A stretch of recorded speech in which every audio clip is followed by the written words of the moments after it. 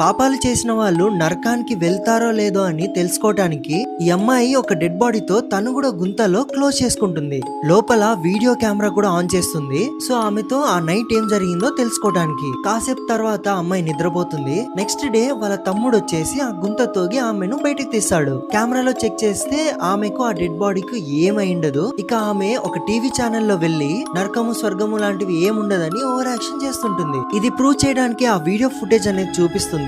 కానీ షాకింగ్ గా video footage లో ఆమె ఉండదు, ఆ డెడ్ బాడీ కూడా ఉండదు. ఈమె అటెన్షన్ కోసం ఇలా చేస్తుందనేసి అందరు నవ్వడం స్టార్ట్ చేస్తారు. ఆ అమ్మాయి అక్కడి నుంచి వెళ్లిపోయిన కాసేపు తర్వాత తనకి వింత వింత సౌండ్లు వినపడడం, అక్కడ ఇక్కడ ఎక్కడ చూసినా దయ్యాలు కనపడడం, ఒక పిచ్చి పట్టిన దయ్యం లాగా చేస్తుంది. మరి అదే డెడ్ బాడీ దగ్గర వెళ్లి గుంత తోగుతుంది. తోగి లోపల చూస్తే ఆ డెడ్ బాడీ ఉండదు. కాలు జారి అదే గుంత లోపల పడిపోతుంది. అప్పుడే కళ్ళు తెరుచుకుంటుంది. చూస్తే అమ్మాయి ఆ రోజు నిద్రపోయిన కళ్ళలో ఇవన్నీ చూసి ఉంటుంది.